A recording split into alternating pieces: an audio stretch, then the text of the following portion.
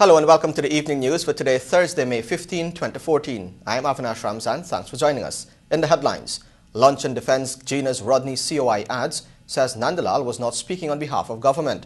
Students complain of starvation at Anuri Jannah Multilateral School dorms. NCN's new CEO is Molly Hassan, and Youth Ministry to reform NOC policies. Now for the news in detail. Head of the Presidential Secretariat, Dr. Roger Luncheon, today rebuked comments made by Attorney General Anil Nandalal, which sought to suggest decisions that led to the placement of ads on the Walter Rodney Commission of Inquiry by the Government Information Agency were in bad taste. Luncheon said the Attorney General was expressing a personal view on the matter and was at no time speaking on behalf of the government. Details in this report. Cabinet Secretary Dr. Roger Luncheon says that the view expressed by Attorney General Anil Nandalal over ads placed by the Government Information Agency is his personal view and does not reflect the government's position on the issue. Hours after an article was published in sections of the media stating that the AG had labelled the ads as distasteful, Roger Luncheon has cleared the air on the matter. Let me put it this way. I just spoke about personal opinions. I would say this, he isn't speaking for me. That's the AG's personal opinion. That's your chief legal advisor. This does not reduce itself to legal advice. I said to you that here it is, we're dealing with autonomy, we're dealing with how does one act in the face of the autonomy that they enjoy as media practitioners. And I don't know if the AG has been appointed to voice his opinions on this matter. I say it is his opinion. I don't share it. Luncheon said Gina operates with some amount of independence and the ads should be seen as a non-issue. I am told that they have indeed, I asked specifically that they were placed by Gina, and I would want to recognize a certain amount of autonomy that is actually exercise, a certain amount of autonomy that is exercised in the Gina coverage of events. I think you would want to agree with me that there's a very thin line between giving instructions to media practitioners. I understand you would be pontificating on such matters soon. But there's a thin line between giving instructions to media practitioners on what to carry about events. The ads in question had been placed after the organization had taken steps to publicize revelations from the Rodney Commission of Inquiry. In the published article, the AG had stated that he will be taking steps to stop the further publication and airing of the advertisements. For the evening news, Jamu Paul. Students lodging at the Anuri Jannah Multilateral Secondary School dorms, Essequibo Coast, have complained bitterly about not receiving lunch. The students who approached this newscast on Wednesday said they are starving and the relevant authorities seem not to care. According to the students, they were forced to empty their pockets to purchase snacks and to share to keep up themselves. According to the students, when they asked the dorm mother why they were not given lunch, they were told that the kitchen did not have ration. Another student said she had to depend on one of her friends for lunch. The students also claimed that it was not the first time that they were made to starve. When contacted, Region 2 Education Officer Baramde Sipasad confirmed that there was a shortage of rice, but students did receive lunch, but not on time. Nevertheless, she said an investigation has been launched into the matter. Molly Hassan will take up duties on Monday as the new Chief Executive Officer of the National Communications Network, as we hear in this report. Even as the finances of National Communication Network are in limbo, the former marketing director of Kozigan Limited, Molly Hassan, has been confirmed as the new Chief Executive Officer of NCN.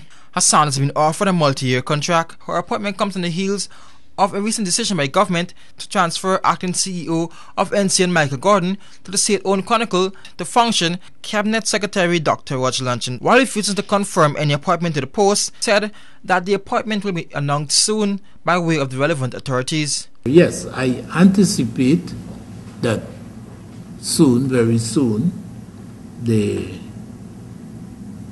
authorities, that's presumably the minister, the president, or the board, because remember this is a private company, albeit totally, wholly and solely owned by the government of Guyana. The board chairman, Mr. Mazir, Dr. Mazir, would be announcing the recruitment and the appointment of a new CEO.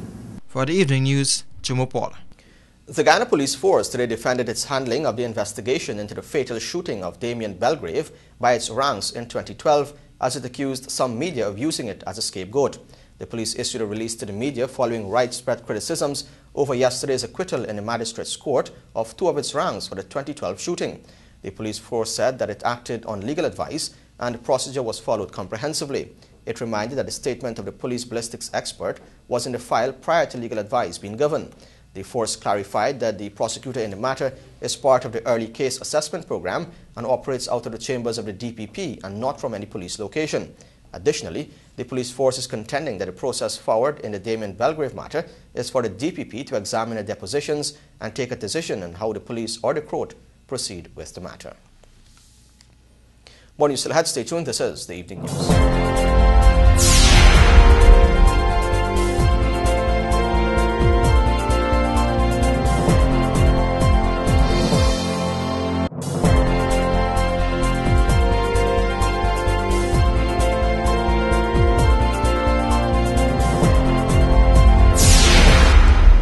This is the Evening News on TVG.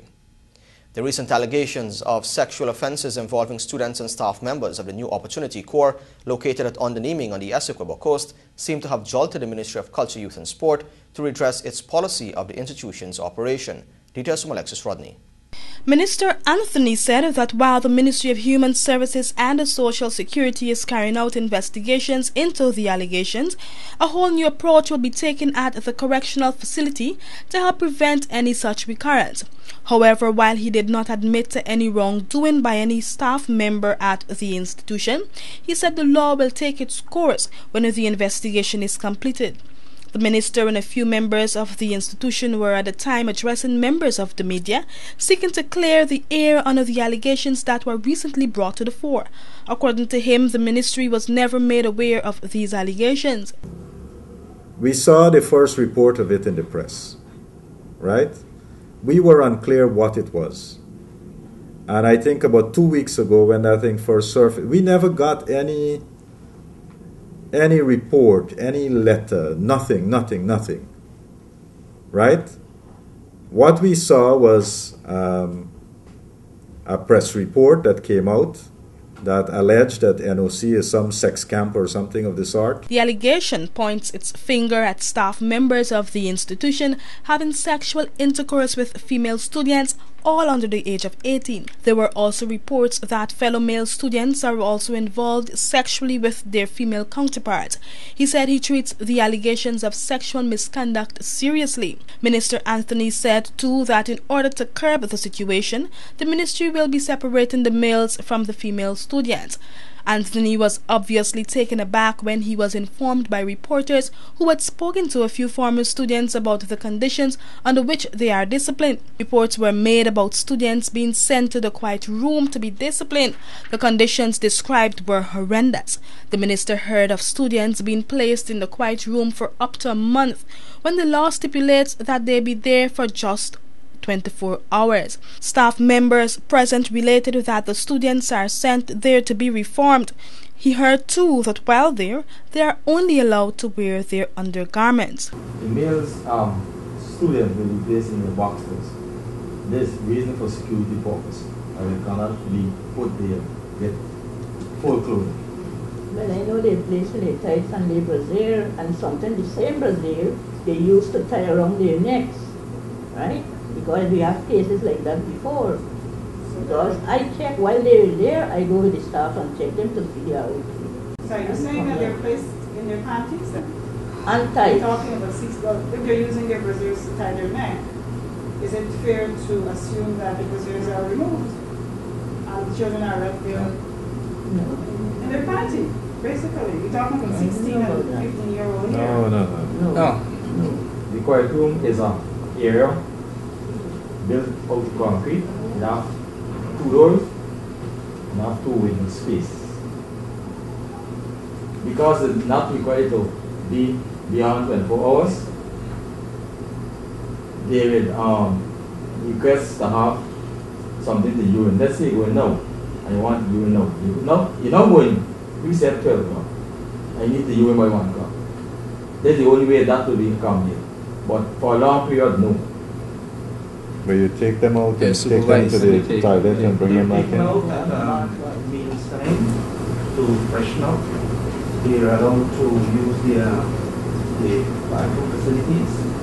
And because of that, the quiet room basically is a place for reflection. The issue of the unavailability of proper and adequate food at the institution was raised. However, the minister refuted the claims, saying that the ministry has a wide budget for the operations at the New Opportunity Corps. For the Evening News, I am Alexis Rodney.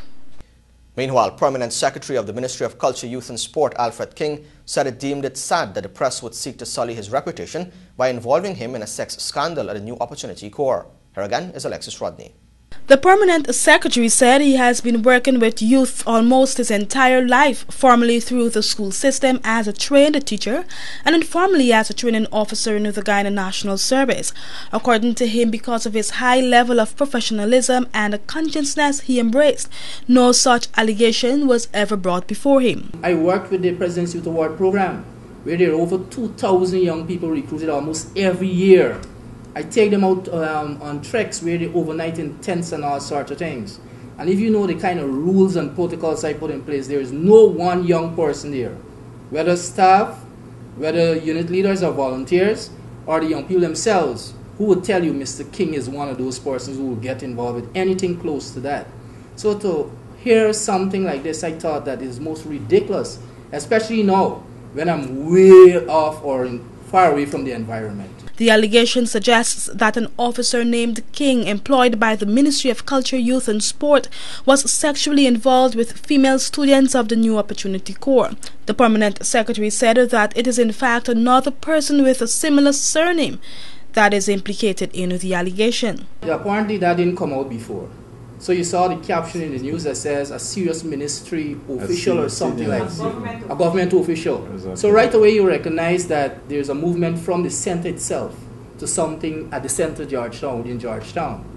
And in terms of the NOC, if there's any information I need from NOC, about NOC, I'll have to talk to Mr. Ramdat, who's in Georgetown. Last week, rumors flare of an official of the New Opportunity Corps having sexual intercourse with young female students of the facility.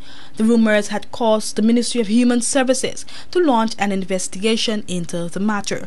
For the Evening News, I'm Alexis Rodney.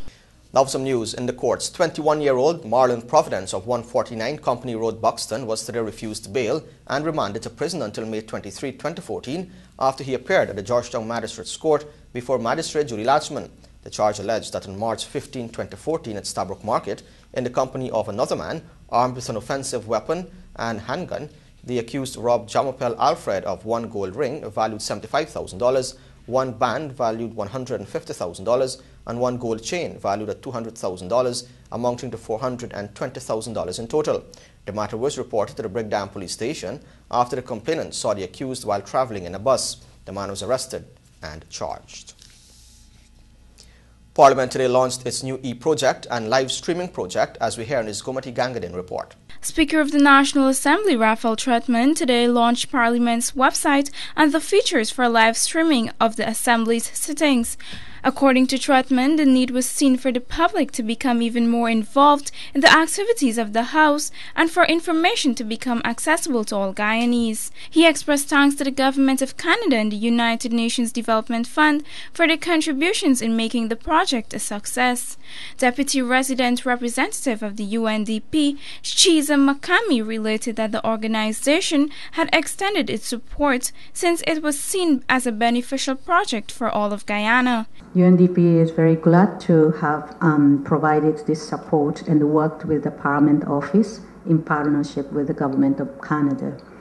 I hope this support will help the Parliament to strengthen its capacity to provide efficient services to members of Parliament, as well as to provide information to the public in a timely manner. Meanwhile, Her Excellency Dr. Nicole Giles, High Commissioner of Canada, disclosed that the establishment of live streaming from the National Assembly of Guyana to a dedicated website that is accessible to all Guyanese is a step in the right direction. She said it will make a tangible contribution to Guyana's ongoing efforts to develop better government and stronger communities. Today is an exciting day for Guyana. It is often said that government should be by the people, for the people, and accessible to the people. The establishment of live streaming from the National Assembly of Guyana to a dedicated website that is accessible to all Guyanese helps to make this a reality. It will make a tangible contribution to Guyana's ongoing efforts to deliver better government, stronger communities, and more engaged citizens. It will help to broaden and extend Guyana's political discourse on national policies and encourage heightened political participation, including by women. The website is expected to be officially launched and to be in full operation within the next 6 weeks. For the Evening News, Gomati Gangadin. With a mere month left for Incel Air to begin operations in Guyana, Chief Executive Officer of the airline, Frederick Noubert, said that Guyana will be benefiting from many possibilities which the airline will open up. Let's find out more in this report. Chief Executive Officer of Incel Air, Frederick Noubert, said that he is excited about commencing operations in Guyana, noting that there will be many opportunities for the country. He was at the time speaking at a reception held last evening where stakeholders were allowed to interact with the marketing team of the airline. Noubert noted that Incel will begin operations here on June 18 and will bring new opportunities for Guyanese such as pre-clearance to the United States. That means that everybody that flies with us can transfer in Aruba, pre-clear and arrive in the States easily, just pick up the baggage and walk through. But what we also bring to Guyana is all the possibilities on connecting in Aruba with different airlines, all the major airlines that arrive in Aruba. Incel Air is known for its cooperation with the different airlines. I hear airlines that go to Toronto are being asked for. Also, KLM going to Europe is also being asked for. So this is the opportunity in connecting Guyana with all of the airlines that arrive in Aruba. Tourism Minister Irfan Ali noted that modern-day tourists are looking for new products other than sand and beach. Ali said that Guyana has eco-adventures to offer tourists. We are going to look at twinning the marketing strategy.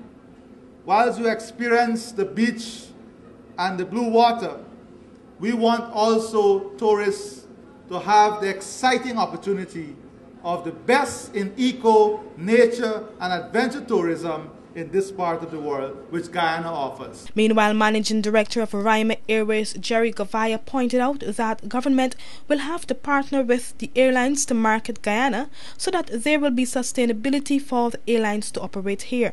Tonight, it's Incel Air. A month down the road, it will be Copa. Very shortly after that, there are 2 or 3 more airlines in the pipeline that are going to start flying to Guyana. But they're not going to stay, sustainability is what is important, and they're not going to stay in this route if we don't fill those seats. Also speaking was Private Sector Commission Chairman Ramesh Prasad, who explained that with Incel coming here, it emphasizes the confidence the airline has as an investor to partner with Guyana. Prasad stated that linking Guyana to Curacao and Aruba must be seen as more than just a convenient linkage to other transport networks globally, but a means for Guyana to attract tourists. Last year, Lucozade customers won several cash prizes, but this year they will have an opportunity to win a brand new Mazda Accela as the Lucozade Drive Your Dream promotion was launched. Here's Bishar Mohammed with the details. Answer McCall on its Lucozade brand this morning launched the Drive Your Dream promotion, which will see customers winning 23 fabulous prizes, including a Honda motor car. The promotion launch was done at the head office, followed by a road show along the east coast of Demerara. Darshini Yusuf, public relations officer of the company, told meet operatives about the promotion and how it will be executed. We're launching our grand Lucozade Live Your Dreams promotion. That means that one of our fantastic customers will be walking away with their very own Mazda Axilla. Also, there are 21 consolation prizes, 22 prizes in all, but 21 consolation prizes. So every week, our customers will be winning TVs, they'll be winning Lucozade hampers. So it's not just one person winning, it's Lucozade customers winning. There will be 55 boxes throughout Guyana. So Lucozade customers, you have the great opportunity, the convenience to drop your entry into one of these boxes. Sean Abel, Lucozade brand representative, recapped the prizes offered last year and compared this time around, which is definitely more exciting. Last year we ran the Lucozade Capsule Cash promotion and we had 17 lucky winners that won with our Lucozade Capsule Cash. This year we've made Lucozade even more exciting. This year we will have 22 winners. So I want to urge persons, we have 55 participating locations nationwide. Those are also our leading supermarkets around Georgetown. This promotion promises to be more exciting than the one that we had last year. This promotion, of course, we have more tangible prizes to be won. We have the car. Of course, we're offering 7 42-inch flat screen TVs. One of 7 persons will win a TV every week. And then we have 14 Lucozade hampers. The promotion started on May 1 and will conclude on July 31 with several weekly drawings. Bisham Mohammed, The Evening News. Morning still ahead. Stay tuned. This is The Evening News.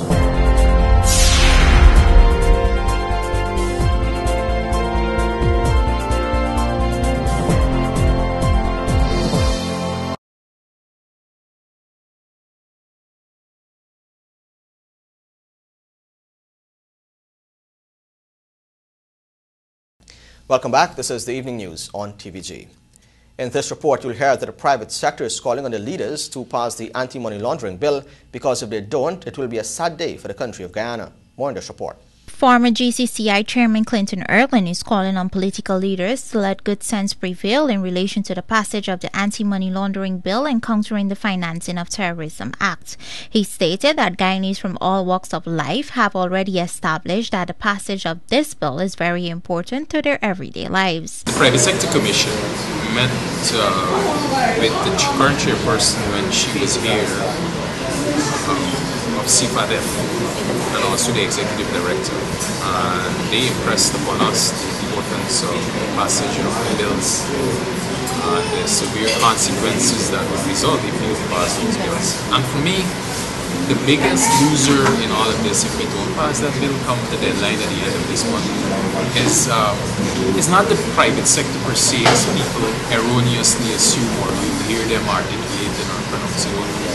The biggest consequence, the casualty of it, would be the average ordinary Guyanese. He noted that the foreign exchange industry stands to be affected tremendously, but not as much as the local economy. We import all our fuel, and every year we subsidize GPL to the cost of around $6 billion. $10 billion this year in electricity just to GPL. Most of that subsidy is to keep prices down and to import the fuel. If that goes up, GPL would have no choice but to raise consumer rates, electricity rates. Or if they don't raise it, they'll come back to the National Assembly next year for higher subsidy. Again, any which way you put it, is the citizens paying more as a result. On behalf of the private sector, the former chairman reminded the leaders that they are here to serve the people and their first priority should always be the people. So I want to urge, this is the last thing, urge the policymakers to let good sense prevail and pass the bill. The CFATF team has promised at their disposal any assistance from their end to tidy up the bill and make sure it reaches FATF's requirements. And that's what the chairperson said when she was here. For the Evening News, I'm Gabriela Patram. After some trials in the early part of the year with regards to rice export, Guyana Rice Development Board General Manager says that over $43 million in rice has already been exported. Guyana Rice Development Board General Manager Jagnarine Singh said the entity exported some 93,000 tons of rice valued at US $43 million towards the end of April. In providing more details, he said the European Union will have imported in excess of 10,000 tons of rice and paddy, Jamaica 4,000 tons, Trinidad 3,000 tons, Portugal 6,400 tons, and Venezuela received 18,000 tons of paddy and approximately 6,000 tons of premium rice. He pointed out that the export of rice to Venezuela will be strategically timed up to October to not only allow for better flow but also to reduce shipment costs. Further, Singh highlighted that the board and the Agriculture Ministry are continuing their market drive since research at the GRDB has immensely developed in the rice production process, increasing yields significantly. Singh pointed out that the GRDB has been able to develop more than 13 new varieties of hybrid rice crops, with the 14th on the card. Gabriela Patram reports now that residents from Bath and Woodley on the west coast of Berbice are benefiting from 16 improved roads and a rehabilitated Neighborhood Democratic Council. Residents of Bath Woodley Park on the west coast of Berbice are now accessing better quality of roads following the commissioning of 16 new roads which were done under the Community Road Improvement Program, CRIP. The CRIP program catered for the rehabilitation of the Neighborhood Democratic Council NDC building and the rehabilitation of over 7 kilometers of roads, cleaning, reshaping and realigning of existing roadways, drains and construction of new drains. While giving brief remarks at the commissioning ceremony on Tuesday, which was held at Bath Community Center, Region 5, Minister of Housing and Water Irfan Ali told the residents that even as they celebrate this significant achievement, they must reflect and understand the changes that have occurred in not only Bath but the entire region over the past 2 decades. When we designed the CRIP program, we said in design that we want to build a program that is sustainable, one that would not stop at this project, but one that would build on the economic and social spin-off of the original CRIP program. And I'm very happy, Mr. Regional Chairman, brothers and sisters of this region, to say to you that in Budget 2014, more than $1 billion will be spent on community roads right here in Region. Meanwhile, Chairman of Region 3, Mr. Julius Faber, stated that this was a project in the making for a very long time and the region is extremely grateful for all the works that the government has done thus far in the region. We need to clear our road. Our government cannot afford to come back into the Beradam area to give you another road of this kind, which means that we have to clear these roads. Under the Community Road Improvement Program, with the 3 NDCs that were involved, we have a total of 53 such roads that were done in the region. And we at the regional level are thankful because we know the type of road is going to last us for a number of years. CRIP is aimed at improving the livelihoods of residents living in Region 3, 4 and 6 in selected communities by improving access to housing, education, health and other social infrastructure. Earlier this month, 32 roads were commissioned in Unity in Mahaika, 15 in and more on the east coast of Demerara, and 39 in Port Morant on East Berbice, Quarantine. For the Evening News, I'm Gabriela Patram. Stay tuned, more news still ahead. This is the Evening News.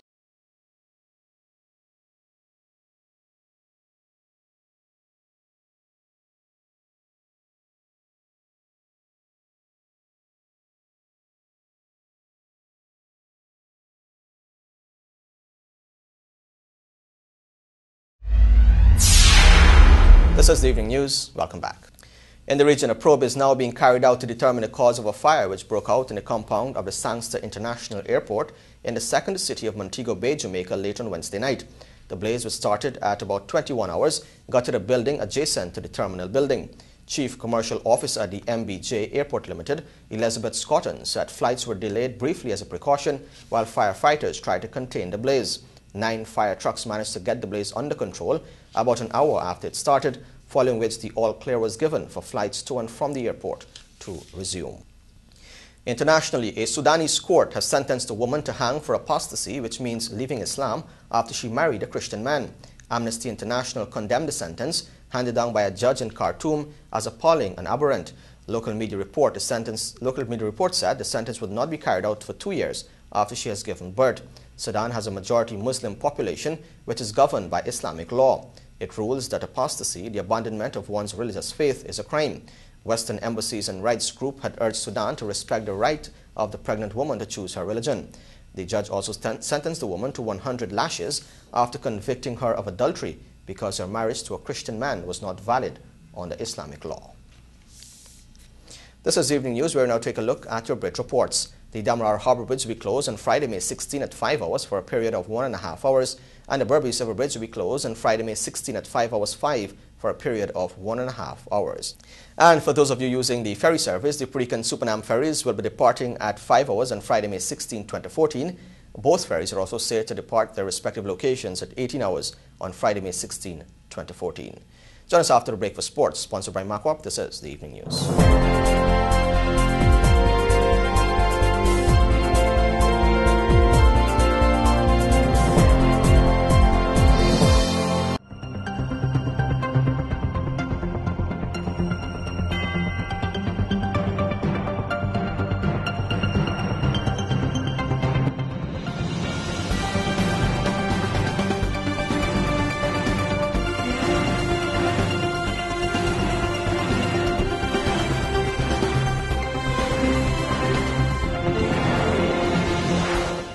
Welcome back. Now for a look at sport, but first, the headlines. A record number of entries for Independence 3-stage. East Coast leg of Guinness Street football kicks off Saturday.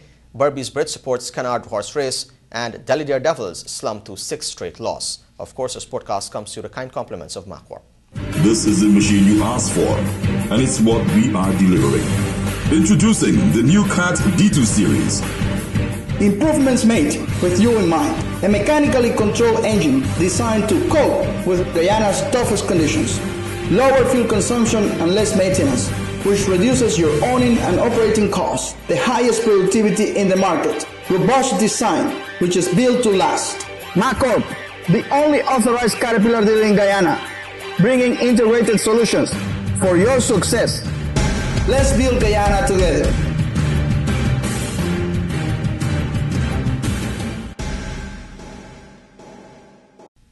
We start off with some cycling news. A large group of local and foreign riders will face a starter's orders on Saturday morning when the 32nd annual Independence 3-stage cycling meet pedals off in Corriverton. According to Chief Organizer Hassan Mohammed, over 75 cyclists are so far registered.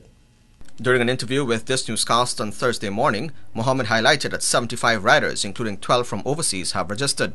That number is expected to increase by Friday, Mohammed said. Speaking on preparations for the event, the long-serving national coach said that all systems are in place for a successful weekend of cycling. Well, I could safely say everything is okay, all right? The commander of police, B Division in Berbice, all the commanders actually in the various regions that we touching down receive copy of my letter. And everything is just ready to go. The plans are in place, and I could safely say I feel I will have a very good race. Mohammed also had a word of advice for those persons who usually follow the race, noting that they should guard against getting too close to the riders. Well, only yesterday I had a meeting with the Federation, and I had some representative from clubs, and I appealed to them, right? That would interfere with the rider chance, because there's a penalty for that. If you want to feed your cyclists, don't get in between them. Let a signal by raise of hand and drop back and collect. Normally it's supposed to be done on foot, but things have changed. So I don't want to use feet and should be done on foot. Right? What I would like to see is that they drop back and receive whatever they have to receive. The organizer also urged race officials to fully understand their roles and execute them effectively to ensure a smooth flow along the roadway. They should be on the side of the road. They shouldn't be on the left-hand side with them. They should be at the side. And I always keep looking out for traffic. Right. You understand? Because remember, the road isn't close to traffic. So we have traffic coming both ways. And they, in return, you can't depend on the police for everything. So I feel that they ought to know by now, and the kind of people that we giving stickers to is people who know about the game, and we expect better of them. When action pedals off on Saturday at 7:30, the riders will compete from the Kriverton Police Station to Alexander Street, New Amsterdam. At 14 hours on the same day, the cyclists will start at Rosignol and finish at Carifesta Avenue, while the third and final stage will be held on Sunday, with action starting at 8 hours at Caracaro Linden and ending on Homestretch Avenue. Meanwhile, Mohammed reminded cyclists and officials that transportation to Berbice will leave the Sport Ministry headquarters on Main Street at 11 hours on Friday. Sport Minister Dr. Frank Anthony and Director of Sport Neil Kumar are expected to be among the officials sending the cyclists and officials off to the ancient county. Football news. Defending champions Plaisance will put their title on the line from Saturday when the East Coast leg of the Guinness Greatest in the Streets football competition kicks off at the Haslington Market Square tarmac, East Coast, Demerara. The details in this report. 16 teams are down to compete for top honours, with the winner advancing to the national playoff to compete against the other nationwide zone champions to decide who will represent Guyana at the Guinness Caribbean Street Challenge later this year in Trinidad. All the teams will be in action on Saturday afternoon, with the first whistle set to be blown at 18 hours. The boys from Plaisance will start things off when they take on the Backless in the opening game, followed by Buxton B against Bedford B, Buxton A against Melanie B, Melanie A versus Mahaika, Vrijdslas tackling Victoria Churchyard United, Paradise against Ansgrove Punters, Ansgrove Young Warriors versus Bedford A, and Golden Grove Superstars against Victoria Eagles. The winners from the opening night will progress to the quarterfinals on May 21. The semi-finals are also slated for the same night, while the final and third place playoff will take place on May 24. All the games will be staged at the Haslington Market Square tarmac. One of the organisers of the competition, Troy Mendonça, explained the reason for using a straight knockout format for the East Coast leg. I think this time around on the East Coast, again, we pressed for time and we didn't get to do the tournament the way we want to. Because, you know, like everything else, you want to give new persons an opportunity to be part and parcel of the tournament. But they press the time because the Caribbean Championship is sometime in June. Unlike previous years, the national playoff to decide who would represent Guyana at the Guinness Caribbean Street Challenge would be contested among teams from just 3 zones: Georgetown, Linden and East Coast. It's going to comprise 8 teams. So, Linden and Georgetown, they have 32 teams. Georgetown, we did a round-robin knockout, so we're going to allocate, I think, 4 teams to Georgetown, 3 to Linden and 1 to the East Coast in the national playoffs. And how the straight knockout? The format, we didn't finalize the format as yet. At the 2013 final, Plaisance edged Victoria Churchyard United 2-1, with skipper Warren Gilks blasting in both goals to finish the tournament with 6. Kieran Simon had scored for Victoria Churchyard United. Plaisance had received $400,000 for their efforts. As part of efforts to give back to society, the Berbice Bridge Company Inc. has thrown its support behind the Kennard Memorial Turf Club pre-independence horse race meet. The presentation took place in the company's head office at Main Street, Georgetown this morning. Rajiv Bisnot reports. Organizer of the event and president of the Kennard Memorial Turf Club, Cecil Kennard, received a check for $150,000, which will go towards the winner of the J3 event. The sponsorship was well received by Kennard, who stated that the race meet will feature some of the country's best horses. I would like to thank Berbice Bridge Company Inc. for once again coming on board to assist us. This sponsorship is very important. It will ensure that the meeting is successfully run off so far as assisting in the prize money, because as I've been saying over the years, sponsorship is absolutely necessary for the promotion of any sporting event. And no matter how small the sponsorship might be, we do appreciate it. And we will assist the club to go from strength to strength. Chief Executive Officer of the Berbice River Bridge Company Inc., Omadat Samaru, said that the company is pleased to once again support the Kennard Memorial Turf Club. Samaru further indicated that the company's support towards horse racing is part of its corporate responsibility. The company decided to come on board mainly due to the fact that horse racing has created great attraction for Berbicians. Not only Berbicians, but we refer to as the immediate communities, but we refer to as people from Linden, people from Georgetown, people from Parika, Essequibo, and as far as Suriname, from the Caribbean, North America. 6 races are billed for the day with over $6 million in prizes to be distributed. The feature attraction will be the D1 and lower class race for a top prize of $500,000. Other races billed for the day are the G1 and lower, the J3 and lower, the 3 and 4-year-old West Indies Maiden and Guyana Open, the J1 and lower, and the I and lower. Further, the organizers wish to remind horse owners that the event will be conducted under the rules of the Guyana Horse Racing Authority. Horse owners are asked to have their animals examined by the vet by 11 hours on race day. Race time is 12:30 hours. And finally, some cricket news. Delhi Daredevils suffered a 6th straight defeat as Rajasthan Royals romped to a 62-run win on match 41 of the Pepsi IPL. Ajinkya Rahane scored 64 and Sanju Samson 40 as Rajasthan piled up 201 for 6. In reply, Delhi Daredevils' innings never really got going, slipping to 58 for 5 by the halfway stage. They eventually managed 139 for 9, with Manoj Tiwari scoring an unbeaten 61. Well, not a very happy camper, Kevin Peterson, at this stage. Well, that's how it looks for the Delhi Daredevils. 139 for 9 in the end. Nothing really from anybody in that batting lineup apart from Manoj Tiwari, who ended up 61 or 44. But a dismal batting effort in the end and falling way off the pace at the end of the innings. That is superb bowling performance here by the Rajasthan Royals. You can see Dawal Kulkarni, 4 overs 1 for 24. Ben Cutting, 4 overs 1 for 31. Faulkner just the 1 over, didn't have to use him too much. Wicket taking ability for him there. Cooper getting 1. Look at all the bowlers have taken wickets. Tambe 1 for 24. He will bowl his full quarters normally, but did 3 overs tonight. And Rajat Bhatia 3 overs, 2 for 18, and some important wickets for Bhatia. Benny 1 for 14 in his 2 overs. Well, they won something, the Delhi Daredevils, the toss, and they put the Rajasthan Royals into bat. And from there on in, it was all plain sailing for the high-flying Royals. 201 for 6 in their 20 overs. Rahane 64 of 50. Samson 40 of 25. Cooper 32 of 16. Everyone contributed. And with the ball, they were just as impressive. In the end, the Daredevils 139 for 9 in their 20 overs. The Royals winning by 62 runs.